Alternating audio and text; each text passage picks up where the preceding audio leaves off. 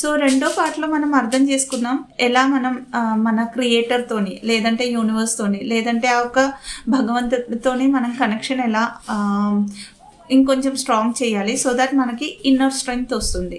Third thing వచ్చేసి మనం meditation start చేస్తాం. మెడిటేషన్స్ అనేది ఎలా చేయాలి? స్టార్టింగ్ మనకి ఈవెన్ 5 minutes కళ్ళు మూసుకొని కూర్చోడానికి కూడా ఇబ్బంది ఉంటుంది.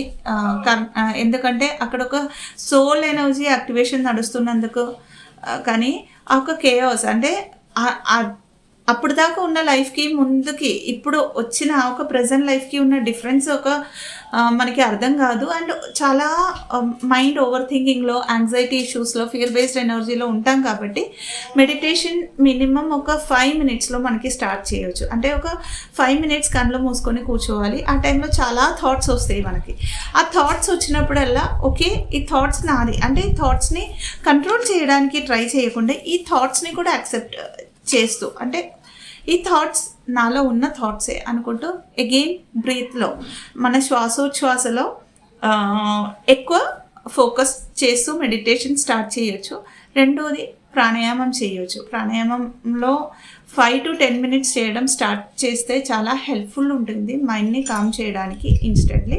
ఎప్పుడెప్పుడు మనకి ఎమోషనలీ ఒక ఓవర్వెల్మింగ్ లేదంటే చాలా బర్డన్గా చాలా హెవీనెస్ ఫీల్ అవుతుందో ఆ టైంలో మనకి ఒక 5 minutes అప్పటికప్పుడు కూర్చొని మనం ప్రాణాయామం చేసినా కొంచెం deep breathe in breathe out చేసినా కూడా కొంచెం మనకి ఒక కామ్నెస్ ఫీల్ అవ్వచ్చు.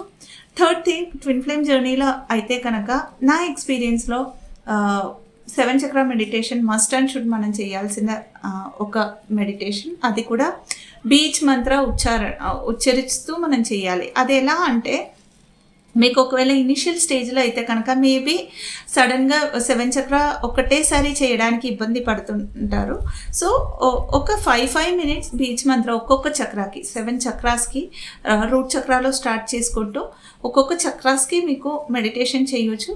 ఆ తర్వాత ఒక 10 days 15 days మనకు అలవాటు పడ్డాక 7 చక్రాస్కి ఒక 3 minutes ఒక చక్రాకి 3 minutes ఇచ్చుకుంటూ 21 minutes కంపల్సరీగా 7 చక్ర మెడిటేషన్ చేయాలి. ఎందుకంటే ఇది మన energetic centres and past present అంటే పాస్ట్ లైఫ్ నుంచి మనకి ఉన్న క్లెన్స్ చేయాల్సిన అన్ని ఎనర్జీస్ కూడా రిలేటెడ్ టు మన 7 చక్రాస్ అనమాట. సో 7 చక్రాస్ క్లెన్స్ చేసినప్పుడు ఆ ఇష్యూస్ సర్ఫేస్లో వస్తే మనకి నెక్స్ట్ లెవెల్ ఆఫ్ హీలింగ్ వర్క్లకి వెళ్ళడానికి అది హెల్ప్ఫుల్గా ఉంటుంది.